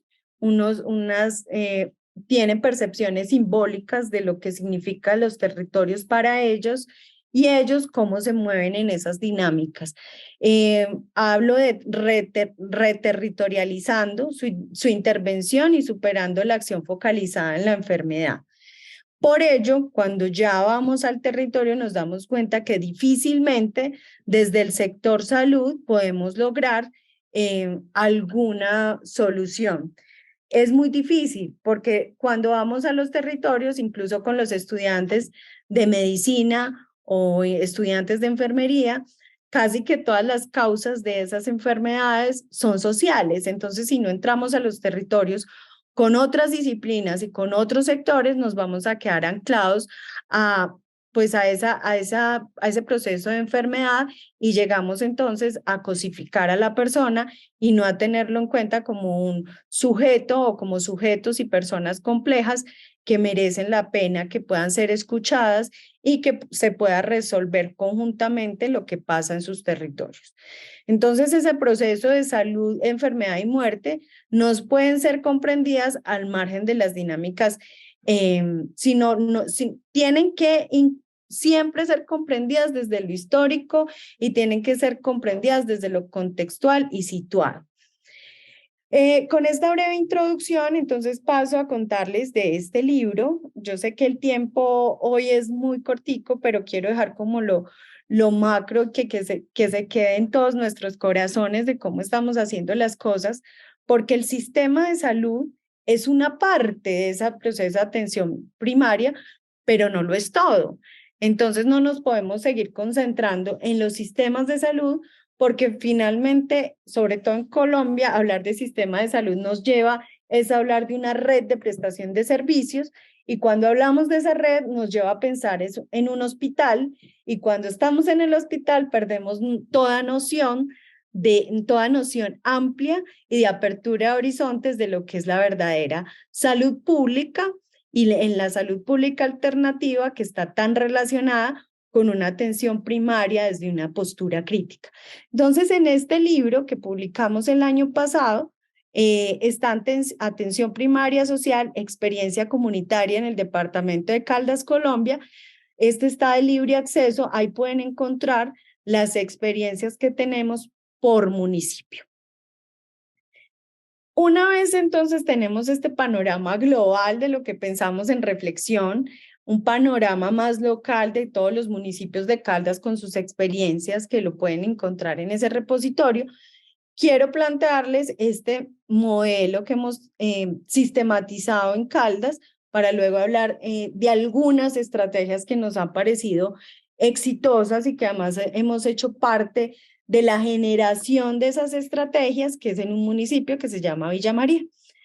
En este modelo operativo de Caldas encontramos 3 ejes fundamentales. Está el bienestar y la salud familiar. Allí podemos encontrar varias cosas. Primero que está el observatorio social.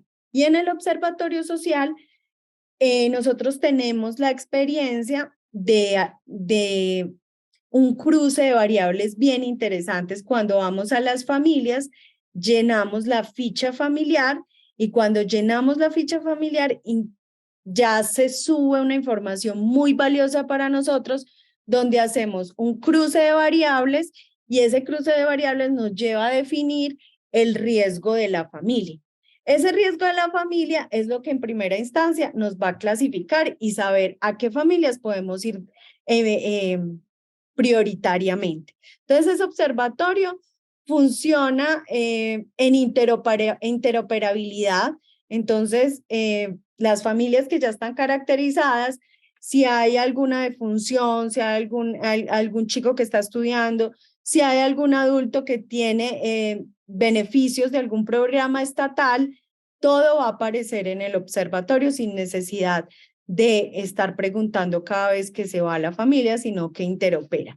Entonces, ahí vamos a encontrar todos los determinantes sociales. Hay más de 80 variables que están en ese repositorio. No obstante, nosotros en este momento estamos investigando sobre un instrumento validado para medir los determinantes sociales en salud, y en este momento lo estamos validando en Colombia y puede ser también validado en otros países una vez terminemos.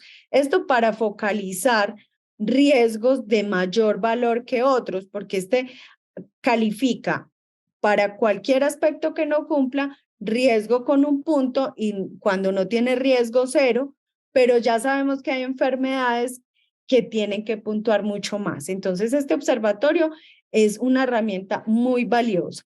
Está la unidad de análisis situacional cuando nosotros tenemos una familia que tiene mucho riesgo, se pasa por un comité para que las intervenciones, o más bien el acompañamiento, como les decía, sea de diferentes disciplinas y podamos contar también con el apoyo de su EPS. Y las rutas de atención se plantean de acuerdo con las necesidades requeridas. La participación social y comunitaria es una de las más difíciles de lograr, sin embargo, los proyectos que hemos logrado sacar adelante se han hecho con participación comunitaria y la transsectorialidad y educación interdisciplinar es casi que un requisito sine qua non para lograr una atención primaria exitosa. Si nos seguimos quedando en el sector salud, vamos a seguir quedándonos también en ese proceso de solamente enfermedad. Acabo de mostrar algunas fotos. Por eso les decía que es más una experiencia de abajo arriba, porque está bien el sistema y podría decirles cómo funciona nuestro sistema de salud y la normatividad, pero quiero contarles esto que es más desde territorial. Estos son comunidades donde tenemos centro de atención social. Este es un centro de atención social que es una huerta.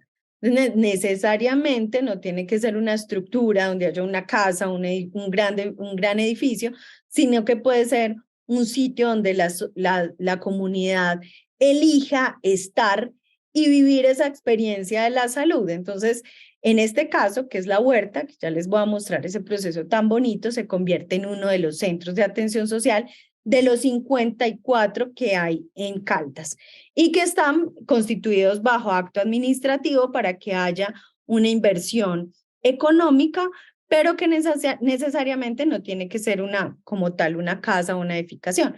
Este es uno de los que logramos inaugurar hace algunos años, que queda en el centro del municipio y que funciona como centro. Este sí es una casa y ahí está la coordinadora de atención primaria del municipio. Entonces, fíjense que si sacamos la coordinadora del hospital, vamos a acercar mucho más a la comunidad ese servicio y esa dinamización que las personas necesitan para avanzar en sus condiciones de salud.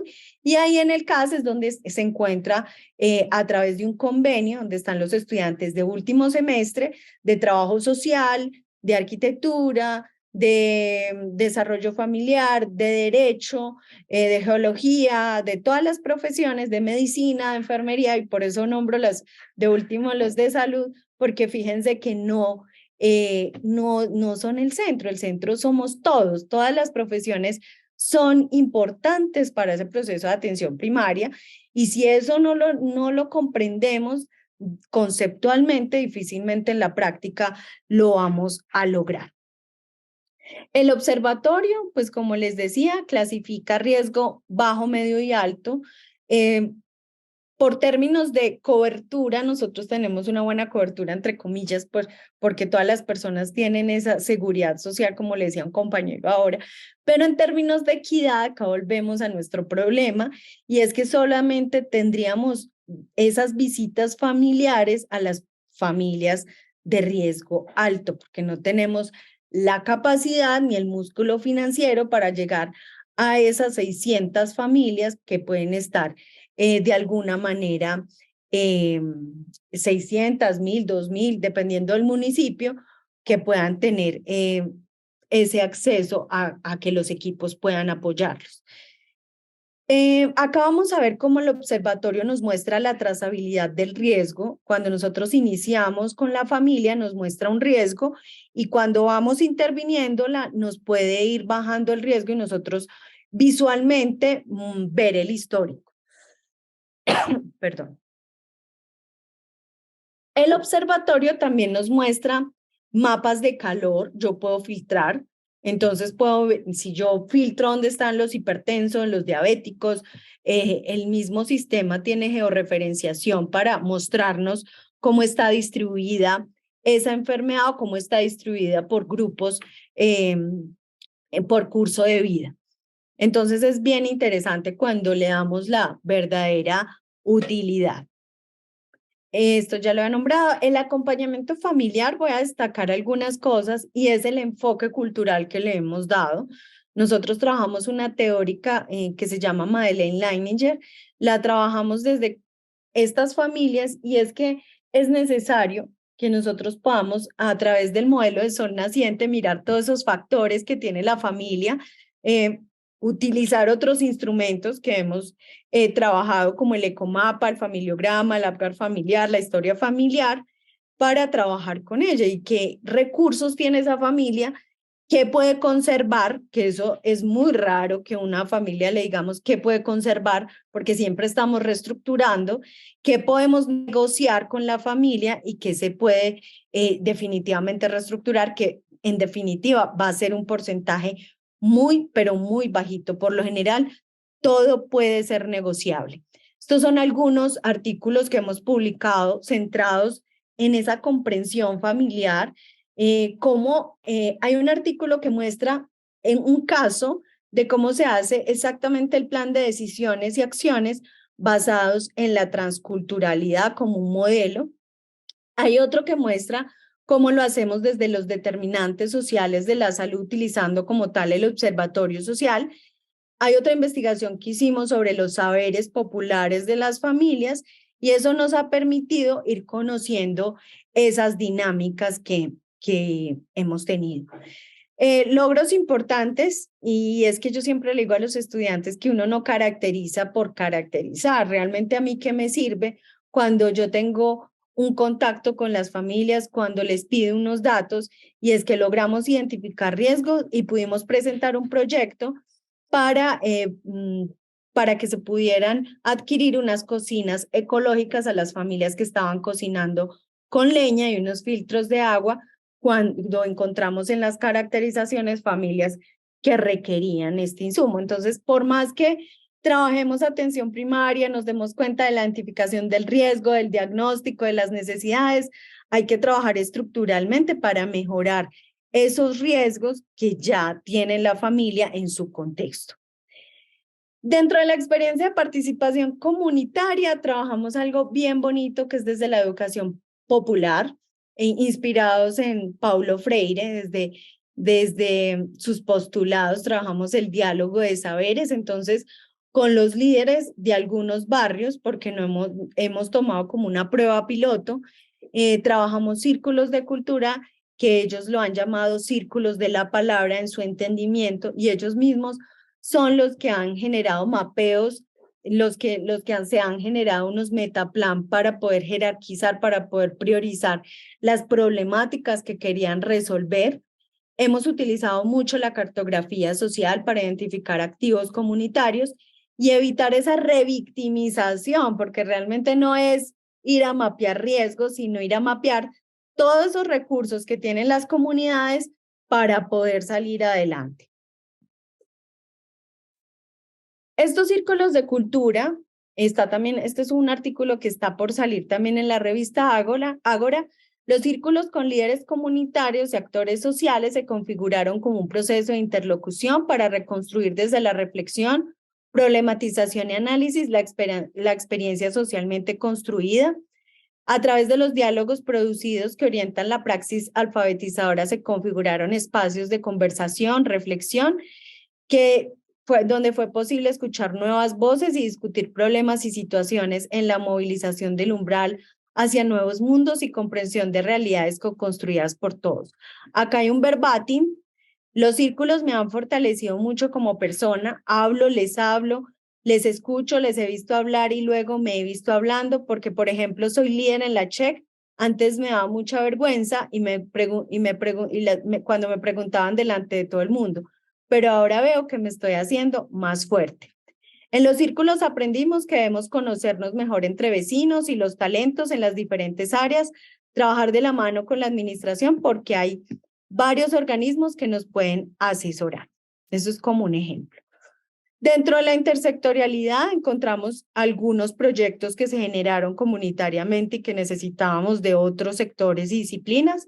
Uno fue un mercado rural, que también está por salir el artículo en la revista Ánfora, que habla de esa experiencia de emprendimiento rural campesino, y ellos cómo encontraron primero sus activos y luego cómo empezaron a mejorar en muchos aspectos de su vida. El mercado era un medio, pero no un fin para mejorar realmente toda la calidad de vida de las familias participantes, y eso es un ejemplo de atención primaria. Buen Vivir, un proyecto de atención primaria en salud basada en las capacidades humanas. Utilizamos este círculo que de pronto no ve muy bien, pero dice Buen Vivir y las capacidades, es la transformación que nos muestra Martha Nussbaum para pensar en un mundo justo, en un barrio justo, en una manzana justa, y era lo que teníamos que hacer con ellos para poder avanzar. Acá hay una que hemos trabajado mucho, que es la comunidad ecológica, con el tema de las huertas, pero la idea es poder trabajar comunidad segura, comunidad educada, activa, despierta, cultural, saludable, integral, la de emociones, la solidaria, para poder que pudiéramos, pues para poder avanzar en una vida digna. Y entornos escolares para la vida escolar. Entonces acá encontramos que más allá del hospital o del puesto de salud, pues miren que tenemos muchos escenarios donde tiene que estar viva la atención primaria y que necesitamos trasladar todos esos esfuerzos a estos escenarios. Esta es una cartilla que sacamos de Domingos de Antaño, que también la pueden adquirir. Acá hay algunas fotos de la mesa de comunidad activa, de la mesa de comunidad ecológica y de ya las capacidades en general. Ya con la experiencia de la huerta, yo creo que es uno de los proyectos más bonitos que emergen de esta experiencia de atención primaria. Es una huerta urbana comunitaria, nosotros la llamamos Más que lechugas entre cemento, una producción social de territorios saludables. Entonces acá podemos ver un territorio que enfermaba, un territorio que estaba baldío y que antes de verlo así limpio era un basurero para que todos los días veía la comunidad. Entonces no solo mejoran en imagen, sino que también se mejora en su proceso de salud. Y acá vemos ya la huerta que se ha generado por idea de la misma comunidad. Entonces, pensamos que lo urbano no es incompatible con la agricultura, incluso mejora aspectos como la seguridad alimentaria, el amor hacia el territorio y las prácticas comunitarias solidarias en la vida cotidiana, lo que refleja esperanza en la producción de una ciudad saludable. Entonces, acá trabajamos el buen vivir como concepto central. Esto fue una experiencia que destacó la OMS, el entorno escolar. Esta es alguna de las fotos que muestra el trabajo.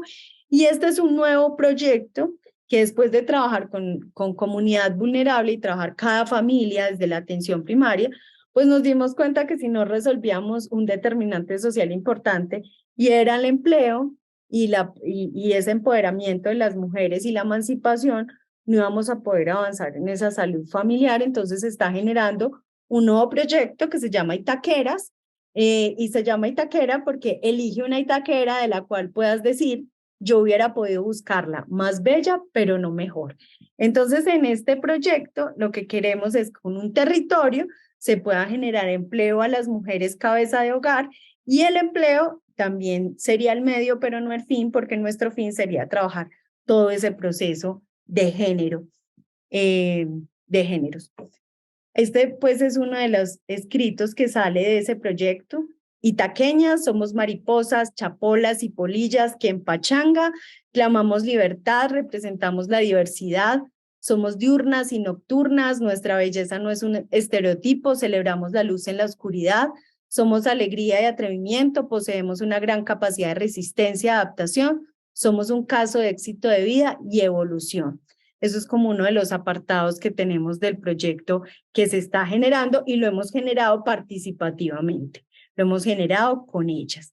Entonces, este es uno de los proyectos, y finalmente uno dice, bueno, ¿y cómo se hace el monitoreo y evaluación también se hace a través de las unidades de análisis. Nos falta mucho por aprender de este proceso, porque si bien se tienen indicadores cuantitativos, también tendríamos que tener esas evaluaciones cualitativas que nos lleve a conocer cómo la comunidad valora todo este proceso de atención primaria desde lo familiar, desde lo individual, desde lo familiar y desde lo comunitario. Entonces, esto es una breve experiencia que hemos tenido, lo hemos analizado desde lo global teóricamente, lo hemos analizado desde lo municipal, pero ante todo quería contarles la experiencia que ha sido comunitaria y que tiene que salir y emerger de las ideas de las mismas personas. Muchas gracias.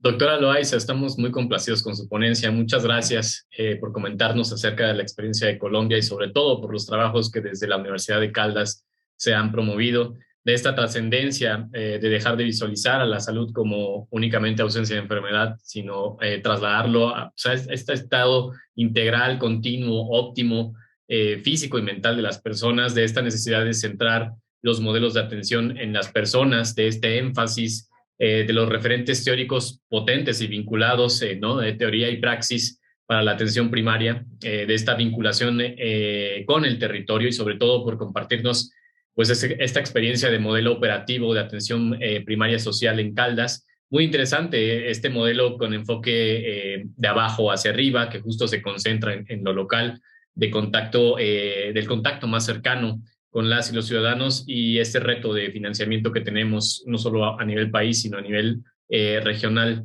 Gracias también por comentarnos sobre este observatorio con información georreferenciada, que sin duda alguna genera información muy valiosa para las y los expertos en salud, para las y los hacedores de políticas públicas, que nos puede mostrar dónde concentrarnos, ¿no? Dónde concentrar los esfuerzos para atender las necesidades de la población. Si me lo permite, pasaremos a la sesión de preguntas y respuestas, donde tendremos la oportunidad de hacer el feedback entre usted y el resto de nuestras y de nuestros invitados expertos con el público que se ha conectado y que nos ha hecho llegar varias preguntas. De estas preguntas vamos a seleccionar algunas que dirigiremos a cada ponente, en particular por las temáticas que se están preguntando.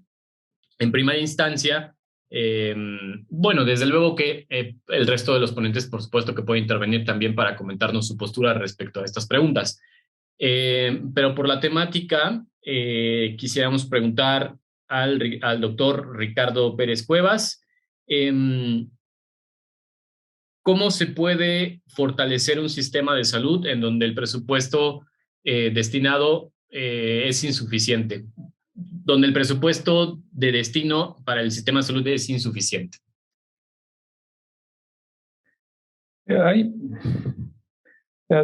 Previo a la pandemia, los sistemas de salud ya tenían un problema de financiamiento y de ineficiencia. Entonces, hay mecanismos para incrementar la eficiencia. Primero es definir claramente la fuente de financiamiento. Segundo, establecer claramente cuáles son, digamos, las reglas de operación del financiamiento para poder identificar dónde se puede maximizar el valor por dinero, ¿no? Desde el punto de vista práctico, la inversión más rentable es salud pública y atención primaria, ¿no? Son dos temas que no se pueden descuidar. Como comenté al inicio, la mayor parte de servicios son otorgados por estos servicios y en tanto se invierta en personal de salud, equipamiento, infraestructura, modernización, en esa medida se podrá ser más resolutivo, ¿no? Y lo segundo que no puedo dejar de reconocer es la participación o la visión social, por ejemplo, lo que presentaba la doctora Betancourt. Es muy importante, solamente que son otras áreas del gobierno las que deben involucrarse y convencerse. Yo coincido totalmente en la visión integral de la salud. Creo que ese es un tema también que contribuye definitivamente a bajar los costos, ¿no? A transversalizar un poco, ¿no? Yo no pienso que el sistema de salud mantenga a la gente sana. Definitivamente no. O sea, es evidente que es el entorno en el que vive, los determinantes sociales, y en la medida que se puede transversalizar, es posible reducir los costos. En un mediano plazo, también ese es otro tema, que los políticos son cronofílicos, no son cronofóbicos más bien, y los investigadores son cronofílicos. Entonces, cuando hay cronofobia y se quieren programas rápidos para resolver problemas, porque la agenda se termina, estamos en un problema. Se tienen que madurar los programas. Desde luego, muchísimas gracias, doctor. También relacionado con este tema, tenemos otra pregunta muy vinculada. ¿Qué porcentaje del financiamiento del sector salud debería destinarse como mínimo al nivel primario de atención, doctor? Si Esa es una muy buena pregunta. Mire, hay una pirámide muy clara donde el 85% del presupuesto se va para segundo y tercer nivel de atención y solo el 15% se va para el primer nivel. Si se fuera equilibrar, porque es el costo de lo que cuesta atender los hospitales, digamos, ¿no? Pero ese 15% incluye atención primaria, incluye salud pública. Entonces, si hubiera un incremento gradual que lográramos tener entre un 20 y un 30%, 35% de gasto en salud destinado a salud pública y atención primaria, sería lo ideal.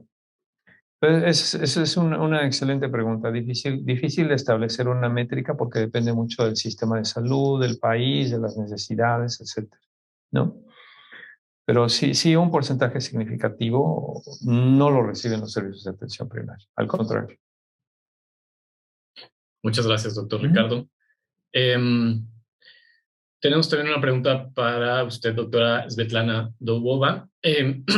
La pregunta es, bueno, está con un comentario. México, a pesar de la fragmentación de su sistema de salud, ha logrado atender a muchos de los segmentos de población vulnerable, de las personas en las zonas rurales de los estados más pobres. ¿Qué hace falta en el país para garantizar la cobertura universal? ¿Qué decir de la calidad en los servicios, que es otro de los grandes problemas? Sí, exactamente. Un problema importante es deficiencias en la calidad de los servicios de salud, y hay muchísimas investigaciones aquí en México que muestran estas deficiencias en la atención tanto de los pacientes con enfermedades crónicas no transmisibles como otro tipo de pacientes. Y sí, fortalecimiento, capacitación de los médicos y no solo médicos, todo el profesional de salud acerca de calidad de atención. Es un punto muy importante, ¿no? Para fortalecer el sistema de salud. Quería también agregar a la respuesta del doctor Ricardo Pérez Cuevas acerca de cuando no hay financiamiento suficiente que realmente se puede hacer dentro de un sistema de salud. De hecho, el Instituto de Salud Pública aquí en México publicó un libro. Ahorita les comparto es este libro. ¿Sí pueden ver el libro? Entonces, es Salud Pública y Atención Primaria, base de acceso efectivo a la salud de los mexicanos. Entonces, este libro tiene realmente, describe para cada problema de salud las estrategias costo efectivos. De hecho, este libro se basa en el libro de Organización Mundial de la Salud sobre estrategias costo efectivas. Entonces, realmente sí hay estrategias muy costo efectivas que se pueden utilizar para fortalecer el sistema de salud. Entonces, sí les recomiendo leer este libro que fue publicado, recuerden, en 2018 y 2019, pero sí describe claramente cómo se puede lograr eficiencia de un sistema de salud donde sí hay deficiencias de financiamiento, como ahorita está enfrentando México y muchos otros países del mundo. Gracias. Qué amable, muchas gracias, doctora Dubova. Bien, por cuestiones de restricción de tiempo tenemos todavía una serie de preguntas, pero que, si me lo permiten, las haremos hacer llegar vía correo electrónico a cada ponente y para poder contar con su respuesta. Y bueno, pues en este momento vamos a hacer el cierre del evento. A nombre del doctor Emilio Carrasco González, director ejecutivo del Centro Interamericano de Estudios de Seguridad Social, agradecemos a todas y a todos los presentes, a los ponentes. Muchas gracias por compartirnos sus experiencias desde a nivel regional, desde México, Costa Rica y Colombia. Muchísimas gracias a todo el público que se conectó y estuvo presente a lo largo de las ponencias. Y bien, pues muchísimas gracias. Estaremos haciéndoles llegar las preguntas y muchas gracias. Buenas tardes.